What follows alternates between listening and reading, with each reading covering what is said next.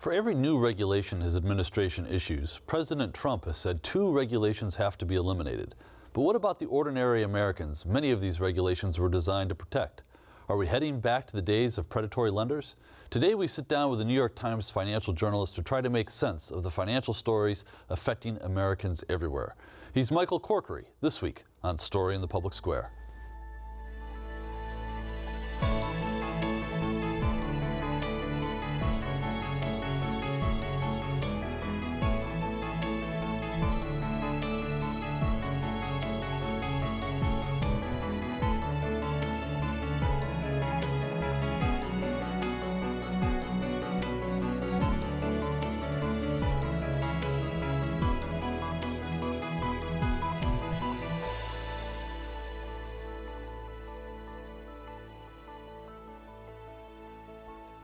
Hello and welcome to Story in the Public Square, where storytelling meets public affairs. I'm Jim Ludes from the Pell Center at Salve, Regina University. Alongside me is my friend and colleague, G. Wayne Miller from the Providence Journal. Each week we try to shine some light on the stories shaping public discussion of important issues and the policies that result.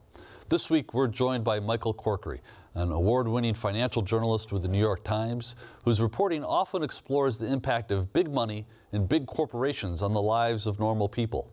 In 2016, he and 2 of his Times colleagues were finalists for the Pulitzer Prize for investigative reporting for a series on corporations stripping consumers of their right to sue for unfair business practices. Michael, it's great to have you with us today. Thanks, Jim.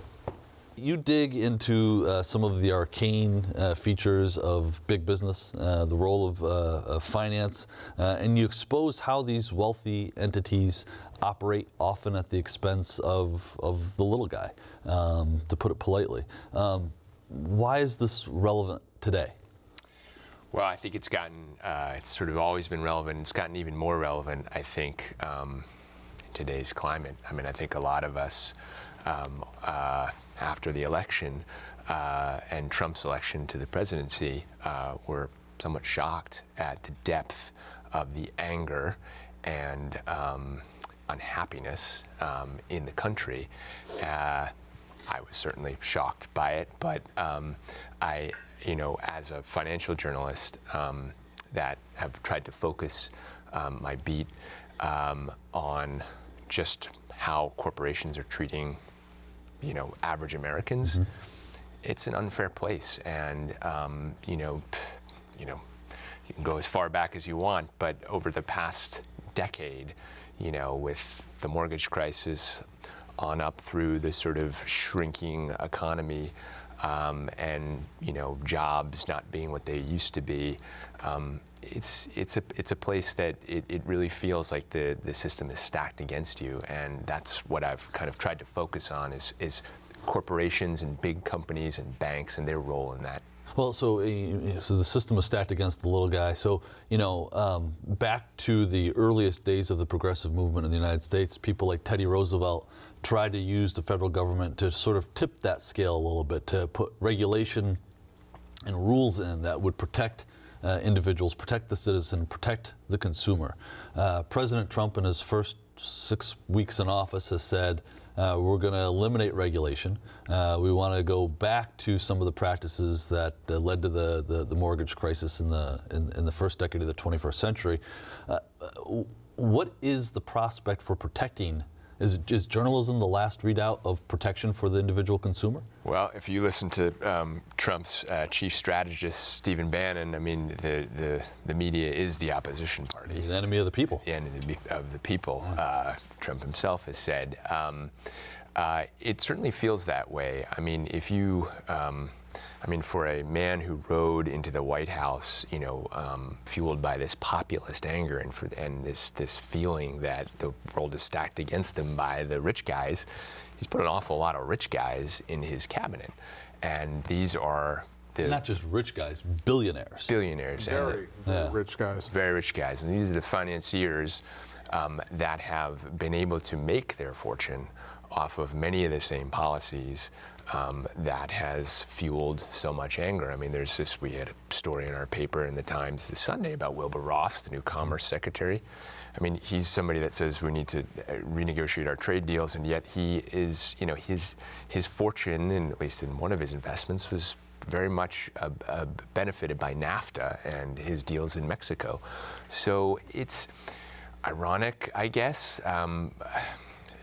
that this is who he's stacked his cabinet with. It's hard to know where it's going to go in terms of policy, but it doesn't augur well for more regulation that would benefit these very people that put him there. This is a really big theme and a really large canvas. So as a financial writer with a lot of expertise and awards and knowledge, it would seem that you would have your pick of topics. I mean, there would be like endless topics. How do you decide, you and your editors, and walk us through how do you decide what to focus on? I know you spend a lot of time on stories, so it's not like you're going to pick something out of a pile and 2 days later pick something else. How do you decide where and why to invest your personal resources in the papers? So that's a good question. I think, I mean, like Wayne, you know this better than anyone. And sometimes it is the story of the day, or it's just sort of luck, or I mean, that's the beauty of being a newspaper reporter. Yeah. It's more art than science, a lot of it. But for example, the series that my colleague Jessica Silva-Greenberg and Rob Gebeloff did on arbitration in 2015, we spent, and Jessica in particular, spent almost an entire year looking at how people unknowingly, average people have signed away their right to use the court system if they have a problem with a company, a school, by signing clauses that say instead of suing, you must, if you have a problem, you must go to private arbitration, which the process, we learned, favors, unsurprisingly, corporations all day long. That series was born out of, a story that led us to that world, but more broadly, it was one of these things that, and these are these stories that I think are really the best ones. It was hiding in plain sight. I mean, when we really, and yet nobody had written about it in a big way. I mean, when we looked at it, arbitration clauses are everywhere. In fact, that was sort of one of the headlines of the first story: arbitration everywhere. It's true. I mean, it's in your Netflix account. It's when you rent a car. It's when you put your mother into the nursing home. It's when you sign your kid up for preschool. And so it affected everybody, and it affected them in ways they didn't even know what they had given up. And so that, for us, that's when you've got something you can spend a year on and it's worth doing. So I mean, part of journalism is informing the public. But even if you're a consumer and you're aware of some of the pernicious features of these clauses, what can you do about it? If you're putting a loved one in a nursing home, you've got to put them in a nursing home. Is there anything that consumers can do to protect themselves in these cases? Yeah, this was one of those ones that.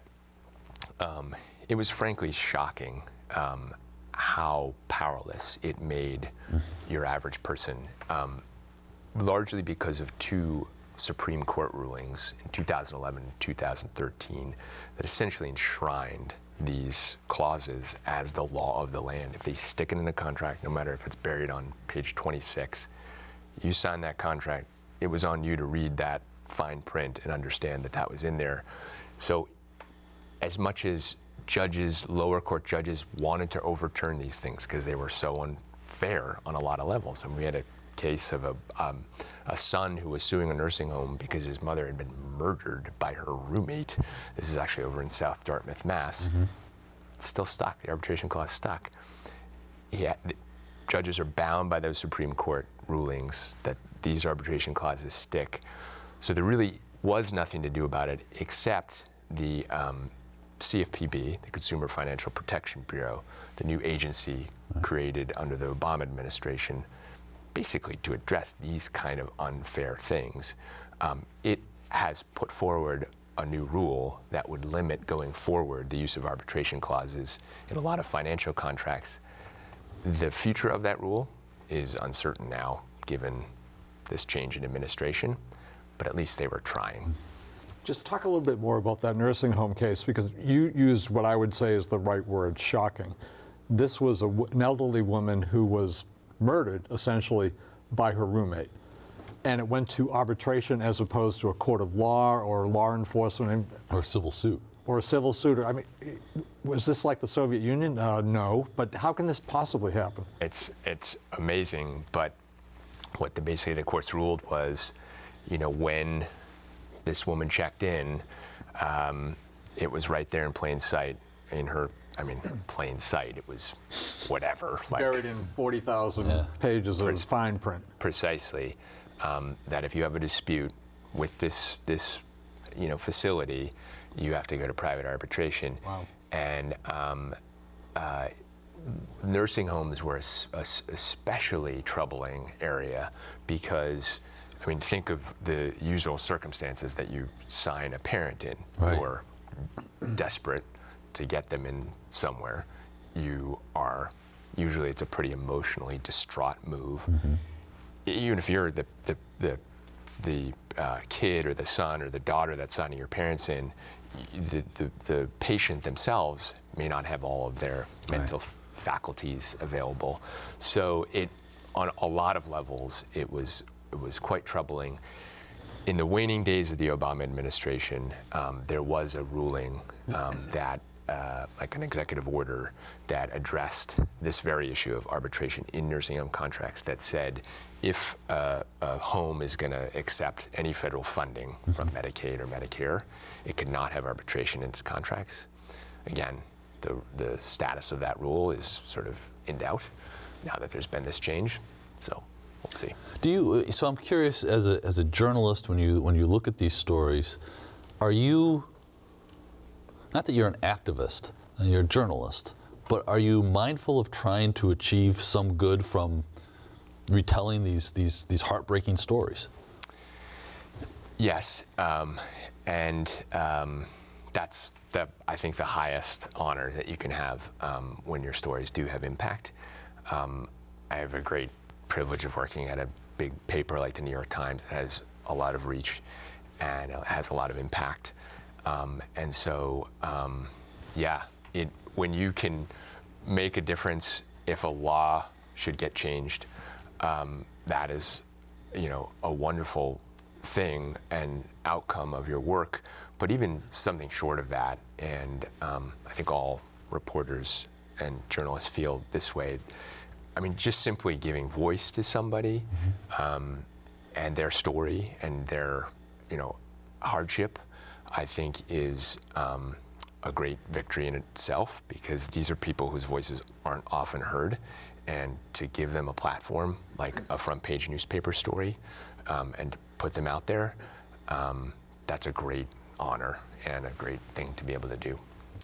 One of the best read stories at the end of last year in the New York Times, and probably in general in newspapers, was one that you co-authored, and it was called "How the Twinkie Made the Super Rich Even Richer."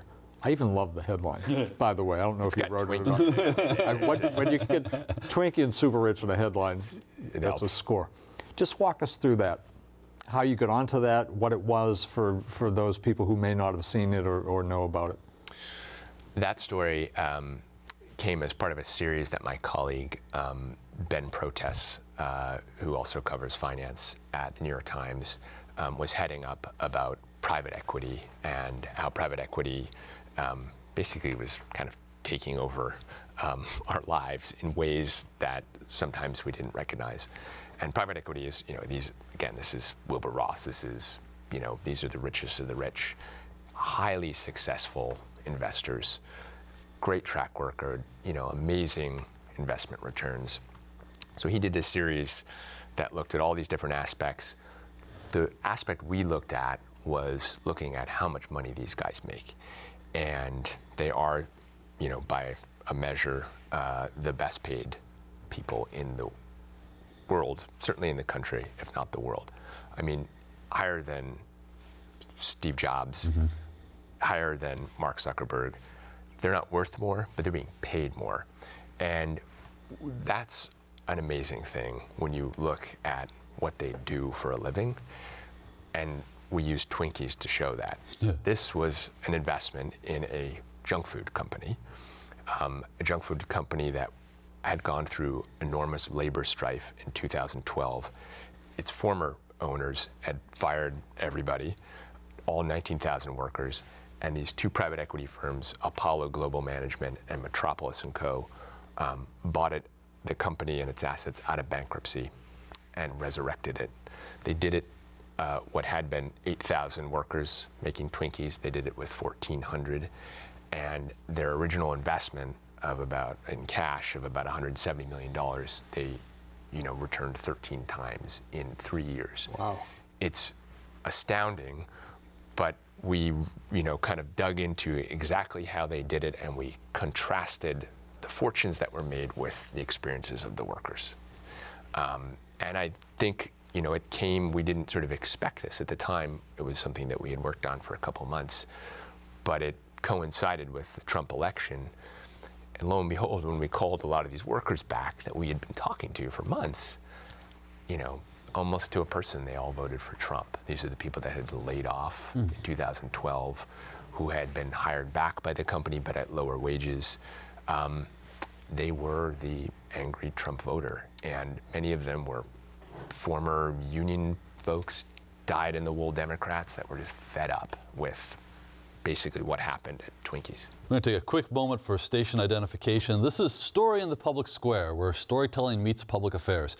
We're produced each week by the professionals at Rhode Island PBS. An audio version of this program can be heard 4 times each weekend on SiriusXM satellite radio's channel 124, the P.O.T.U.S channel. I'm Jim Ludes from the Pell Center at Salve, Regina University. You can tweet me at JMLudes. On my right is my co-host, G. Wayne Miller of the Providence Journal, and you can tweet him at G. Wayne Miller. And our guest this week, he tweets at M. Corkery5, is Michael Corkery. Michael, I'm curious, so you did another story, Miss a Payment, where the editors called one of the people in this article the virtual repo man, who's literally disabling technology remotely. How do you get, first of all, how do you find a story like that? And how do you get someone like that to actually talk to you? Yes, that was right. That was one of the stories we did a couple years ago as part of a look at subprime auto lending. So mortgages were over, the banks learned their lesson. They're not going to lend to people who can't afford to pay back their loans on their houses. So our next great idea is we're going to lend to those same people so that they can buy cars. Now, the great thing about wow. The great thing about cars is, even more so than houses, the financial world figured out, is people need their car a lot more than they need a house, because you need to get to work. Yeah. So you're going to do everything you can to pay back your loan. And if you're really desperate, and we really think even with that you're such a risk, we the lender, we're going to take some extra precautions, and we're going to turn to technology, in this case Silicon Valley, to help us. And so what they have done is they've come up with a series of devices which they install as a condition of your loan into your car, wherein if you are late, a couple days, a week on your loan payment, we're going to, from our office somewhere else in the country, we're going to disable the ignition to your car.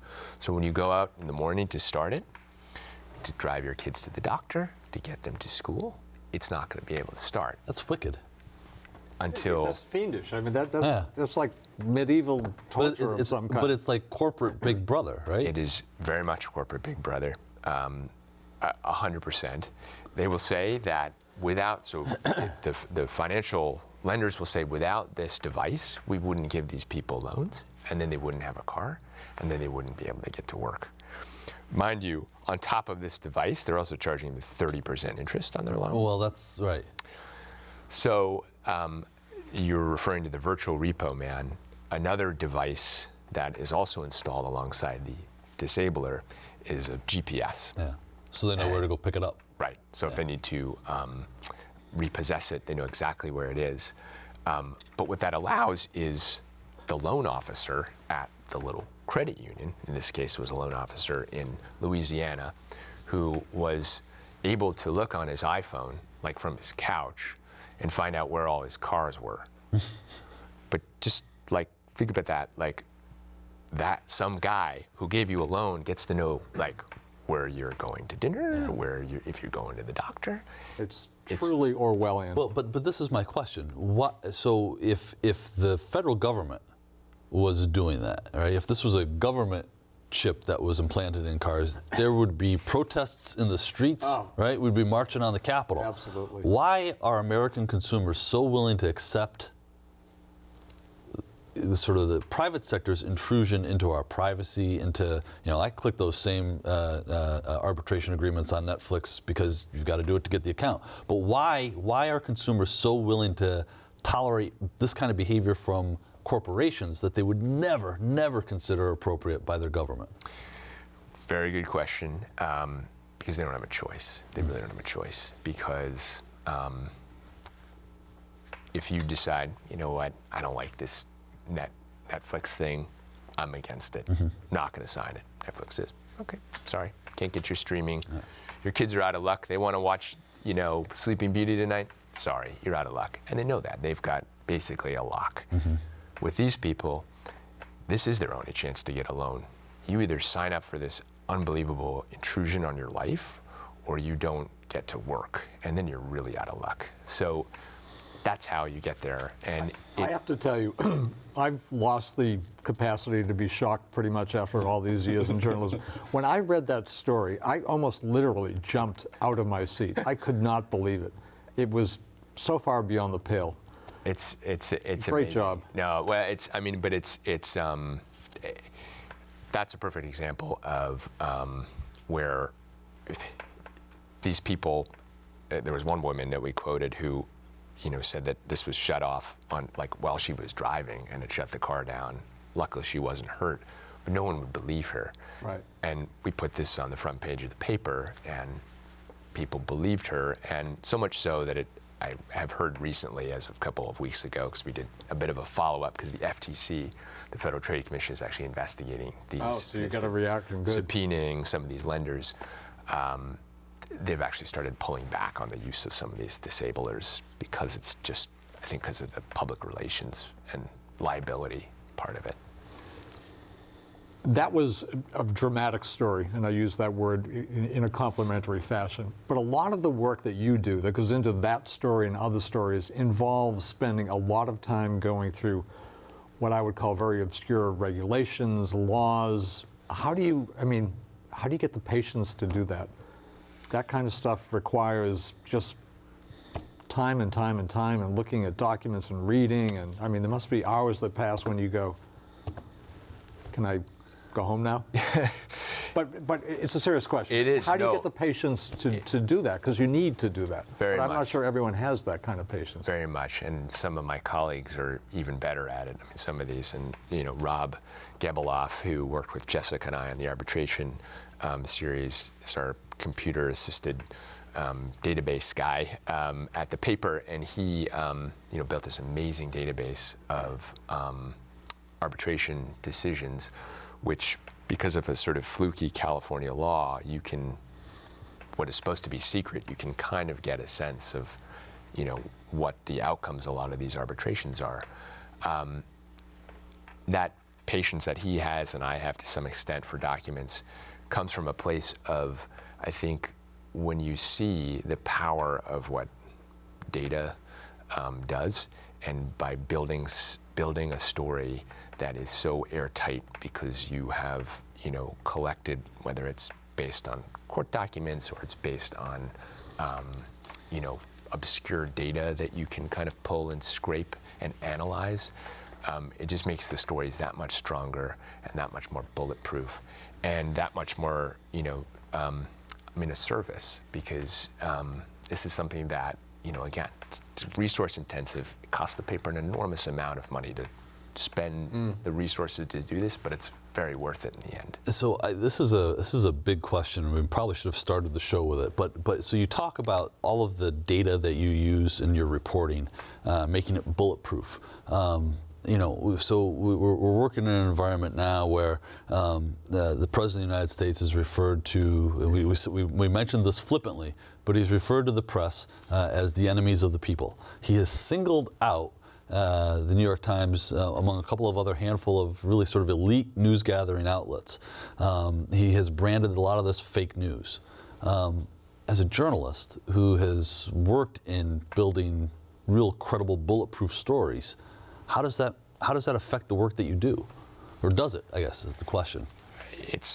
They're extraordinary statements considering where they're coming from, but I mean, I don't know about you guys, but when anybody starts blaming the messenger, like 1 month into the job, I mean, it's hard to take that seriously, and it makes you question it even further. I mean, this statement, I think the Times has written about this, that phrase, enemy of the people, has very scary, historic. Very scary history. Precedent, but the substance of it and what it'll mean for journalism, I mean, I think it's only, empowered, certainly me and others at the Times. Our subscriptions are up. I was going to say, in fact, it's had the sort of the perhaps the opposite. Up. I mean, not just up, they're way up. Yeah, big time up. Yeah, it's had the opposite effect.